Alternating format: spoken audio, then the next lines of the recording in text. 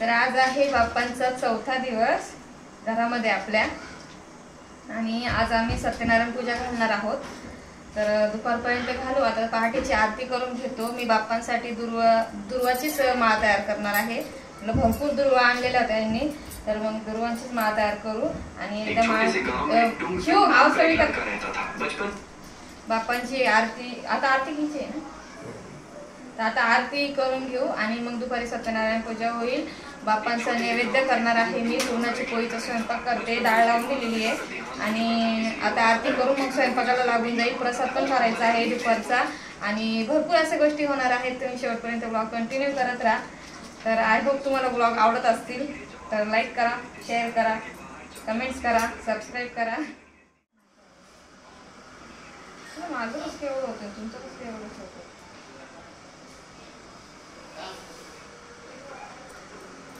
घुलं निघाले म्हणे। तर आमच्या इथं आता पावसाच्या दिवसामध्ये ना घुलं असतं, ते काटेरी किडे असतात झाडांवर असतात ते, तर ते आलेले प्रमाणाचे बाहेर आलेले आहेत ते दारापुढे। तर साक्षी ना ते पाईपाने स्प्रे करून पाणी मारते प्रमाणाच्या बाहेर। ते खिडकीच्या वरती इतके भिंतीवर वगैरे चढतायत ना, ते आता वरतून फिनेलचा स्प्रे करते का, ते फिनेलचा स्प्रे करते वाटतं वरनं। तर अशा प्रकारे बघा दुर्वांच्या गड्डी मी तयार करून घेतलेली आहे। किंवा आवाज कमी कर। न्याहुईला जा, वरची घर टेरेसवर जा बरं, आई जवळ टेरेसवर जा। आता आईने ती चोळते टोली। आमचं ना नेमकं सगळीकडेच हे झालंय, गिझर पण खराब झाला आमचं। 2 वेळा यांनी रिपेअर केलं घरी, पण त्याला पण प्रॉब्लेम झाला।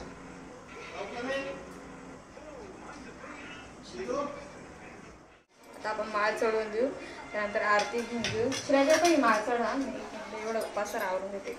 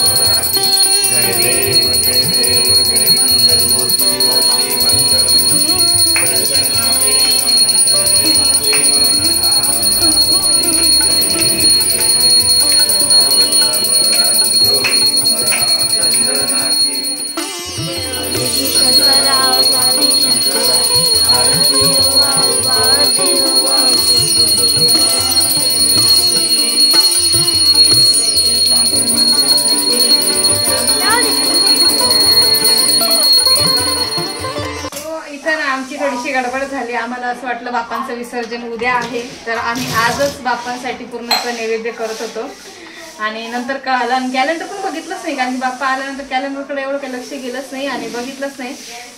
आणि यावेळेस बाप्पा जे आहेत ना ते 11 दिवसाचे आहेत, म्हणजे 1 दिवस वाढले असं म्हणतात। आणि मग त्यामुळे काय झालं, सोमवारी गौराया बसतील आणि मंगळवारी बाप्पांचं विसर्जन राहतं, म्हणजे 6व्या दिवशी विसर्जन आहे यावेळेस। तर आमचं ते काही लक्षात आलं नाही, आम्ही आजच्या तयारीत चाललो होतो। आम्ही आज पूजा करणार होतो, सकाळी तुम्ही बघितलं थोडीशी गडबड झाली आणि मग नंतर कळालं, तर मग आम्ही डिसिजन घेतला, अरे आता पुरण टाकलंच आहे। चुकून आपल्याला कळलं नव्हतं नाही का, माहिती नव्हतं आपल्याला, तर पुरण टाकलंच आहे। तर आम्ही त्यामुळेच आम्ही स्वयंपाक करून घेतोय, नैवेद्य देऊन। त्या दिवशी सुद्धा आम्ही करू, असं नाही का करणार नाही, त्या दिवशी सुद्धा थोडंसं का असं ना पुरणाचं नैवेद्य बाप्पाला दाखवू आणि त्यानंतर दुसऱ्या दिवशी मंगळवारी विसर्जन राहणार आहे। तर हा एक छोटासा ब्लॉग होणार आहे। आता बाप्पाला आता हा पुरणाचं नैवेद्य पण दाखवू आणि त्यानंतर एक मोदकची छोटीशी एक रेसिपी दाखवेल, तळणीची मोदकची। तर ब्लॉग शेवटपर्यंत बघा, कंटिन्यू करा। तर अशी थोडीशी गडबड झाली, तुमची पण झाली का मला नक्की सांगा।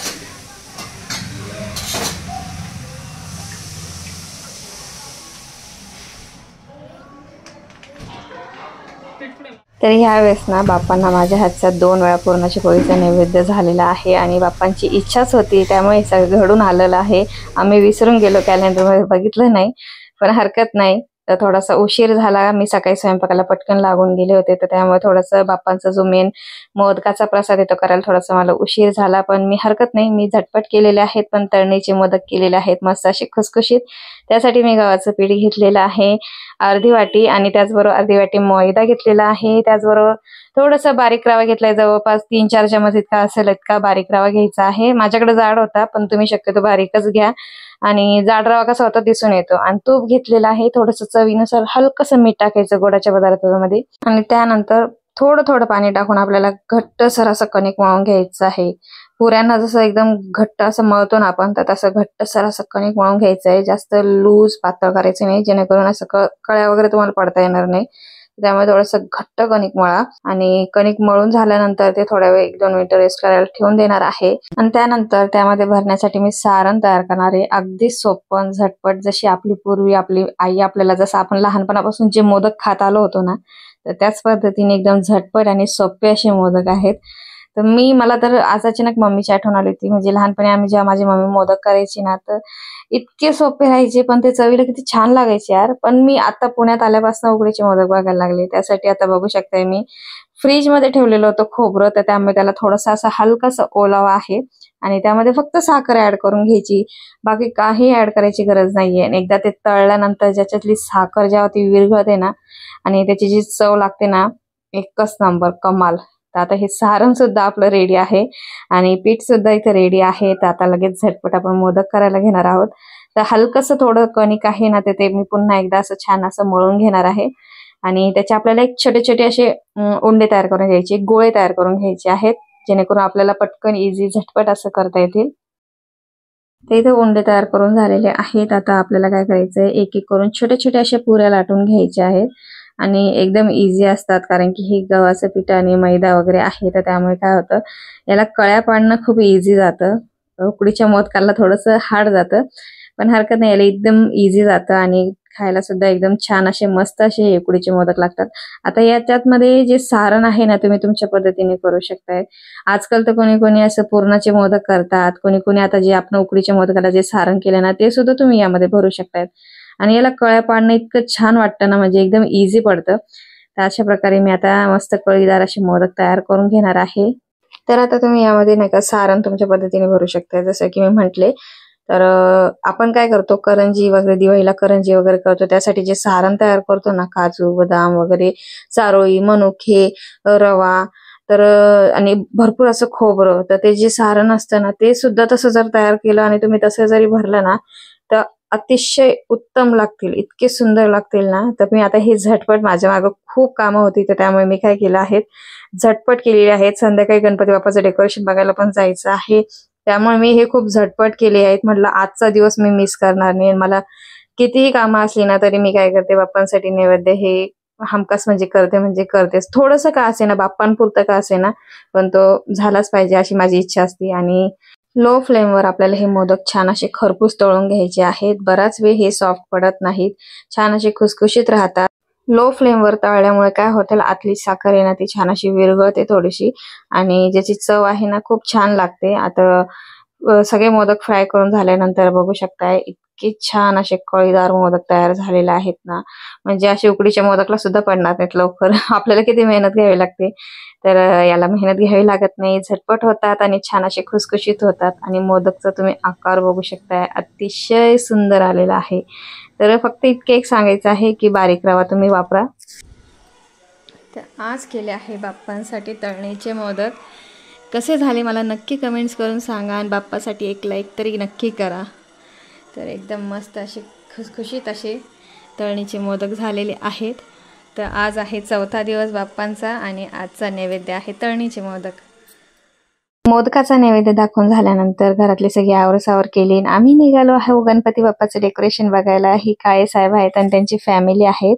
आम्ही त्यांच्या गाडीत बसलो होतो, आणि संतोष भाऊ, निसीमाताई, बाकीच्या साक्षी आणि श्रेया बसल्या होत्या त्या पुढच्या गाडीत भाऊंच्या. श्रुत नव्हती आली आमच्या सोबत. आणि अशा प्रकारे आम्ही आता डेकोरेशन बघायला चाललो आहोत. एक एक करून सगळं दाखवते. साक्षी मला हसतीये. आम्ही गणपती बाप्पा बघायला, डेकोरेशन बघायला आलो आहोत पुण्यामध्ये, आणि माझी सुरुवात झाली वॉमिटिंग पासून. प्रचंड गाडीमध्ये त्रास झाला. इथं आम्ही सगळेजण आलेलो आहे. काळे साहेब आहेत, त्यांची फॅमिली आहे. आम्ही 2 गाड्या आणल्या आहेत. 2 गाड्यांमध्ये आम्ही सगळे आलो. पण मला कसं आहे माहिती ना तुम्हाला, कारमध्ये बसलं का त्रास होतो. आणि मी इथून आल्या कोणतं बन गार्डन होतं ते, बन गार्डन जवळच मला असं असली डेंजर वॉमिटिंग झाली. बालगंधर आणि मला काही समजलंच नाही इतकं. बघा अजून पण घसा जाम झालेलं आहे. पण मला ते बाहेर सगळं जे दुपारची पूर्णाची पोळी ते खाल्लेलं तर सगळं निघून आलं. तर आता आम्ही सध्या इथं पोहोचलो आहोत. आता डेकोरेशन बघतो. मेन तुम्हाला थोडेसे दाखवून देईल. नंतर फक्त आम्ही दोघं येणार. मग त्या दिवशी ब्लॉग करेल मी मंगळवारी ना. तर मंगळवारी फक्त आम्ही दोघंच येणार आहोत बघायला गणपती बाप्पाचे डेकोरेशन. तेव्हा इकडचे नाही बघू, तेव्हा मग दुसरीकडचे बघू. प्रचंड डेंजर उलटी झाली आहे. तर तुम्ही बघत राहा. मी एक डेकोरेशन तुम्हाला दाखवेन. थोडेसे दाखवेल, जास्त नाही दाखवणार. पण चला बघत राहा.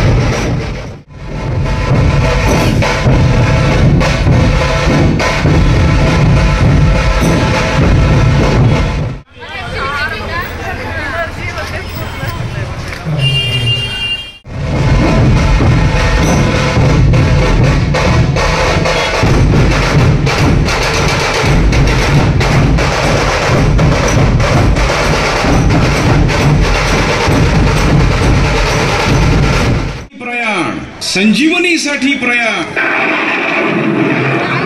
रामायणामध्ये इंद्रजित आणि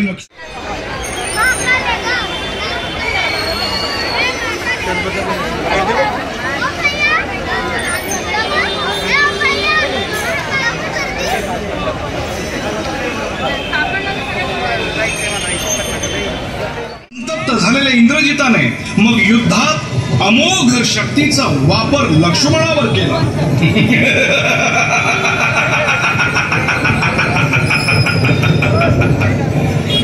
इंद्रावर ज्याने विजय मिळवला तो इंद्रजीत आहे मी. विष्णू आणि महेशही वाचवू शकणार नाहीत. जांबुवंत, विभीषण, लक्ष्मणाची अवस्था आणि शोकमग्न श्रीरामचंद्रांना पाहून चिंताक्रांत झाले. लक्ष्मणा, तुला असं चैतन्यहीन अवस्थेत बघवत नाही रे.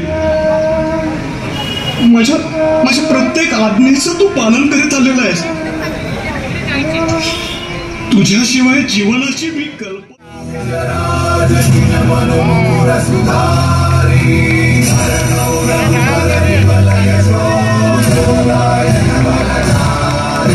जय श्रीराम,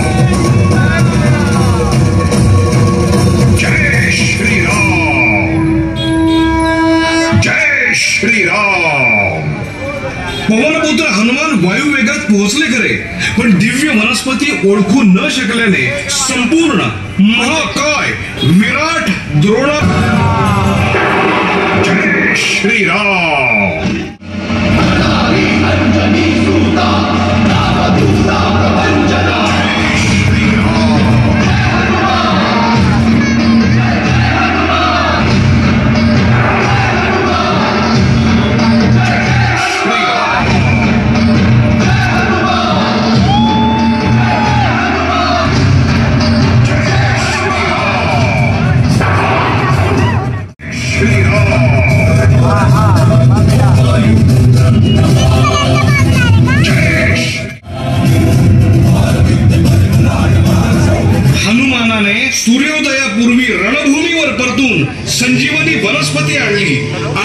लक्ष्मणाचे प्राण वाचवले.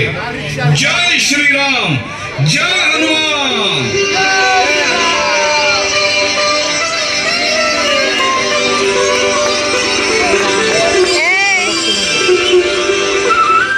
पुण्यातले डेकोरेशन जर बघायचे असेल ना, ते भरपूर असं चालावं लागणार आहे. कारण की लांब लांब पण आहेत काही काही. शनिवार पेठ, नारायण पेठ, बुधवार पेठ, म्हणजे खूप असे लांब लांब पण आहेत. आणि पण डेकोरेशन आहे ना कमालचे आहेत. पुण्यातले डेकोरेशन जर तुम्ही बघितले असेल रील्सवर, ते एक नंबरच असतात डेकोरेशन. पण कसं होतं, मुली चालत नाही, वैतागून जातात. गरम गरम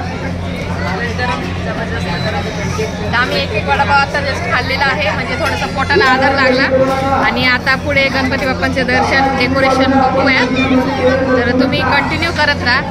खूप भूक लागली होती ॲक्च्युली, मला वॉमिटिंग झाली, त्याच्यामुळे अजून जास्त भूक लागली होती. त्यामुळे थोडंसं एक वडापाव स्प्राईट घेतलं थोडंसं, आणि मुली इथं खात आहेत.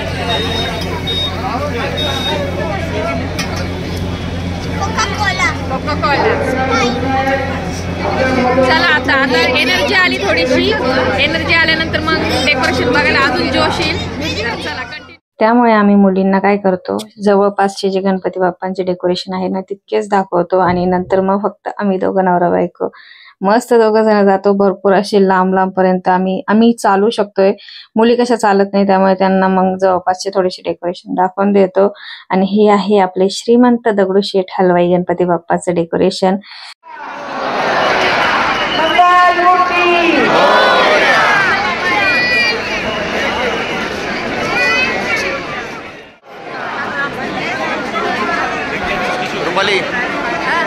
नारळ विक्रेत्यांना नम्र विनंती आहे, गर्दीमध्ये जाऊन मुलींना आतमध्ये गर्दीत घेऊन जाण्याची रिस्क आम्ही घेत नाही. आम्ही लांबनच थोडं बाप्पांचं दर्शन घेतो आणि त्यानंतर आपले पुढे सगळे डेकोरेशन बघतो.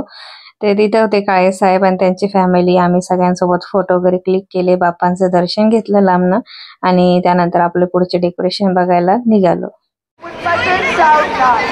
लहान मुलांना सोडू नका, लहान मुलांना सोडू नका.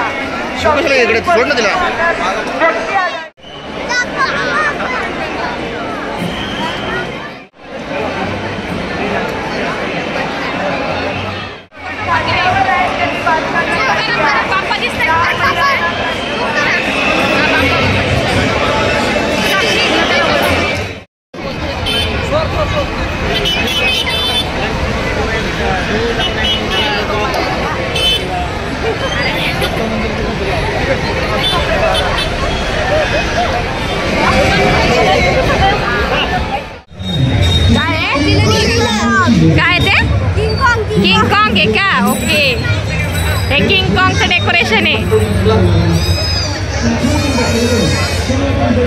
लोक फोटो काढायला जात आहेत बघ ना.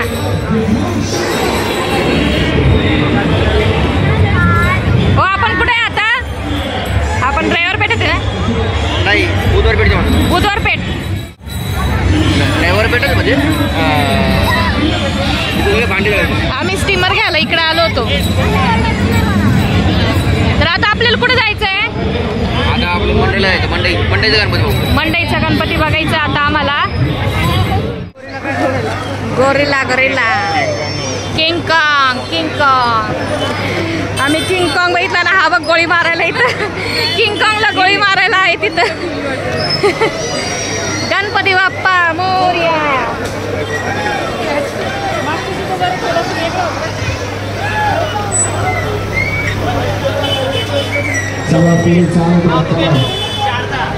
आम्ही किंग कॉंग बघून आलो.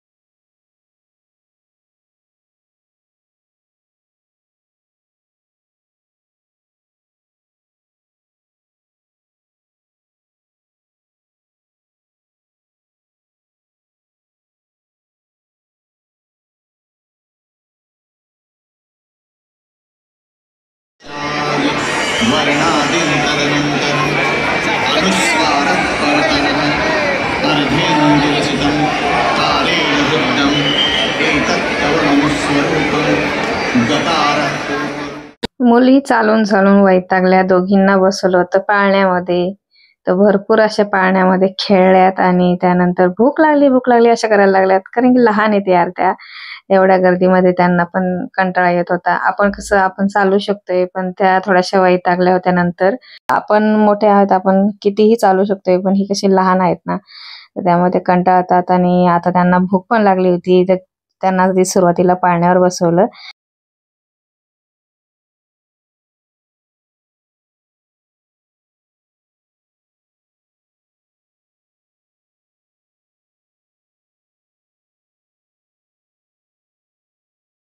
आणि त्यानंतर थोडंसं खायला प्यायला, मग अजून 1-2 डेकोरेशन आहेत ते बघतो आणि नंतर मग खाऊन पिऊन आपलं घरी.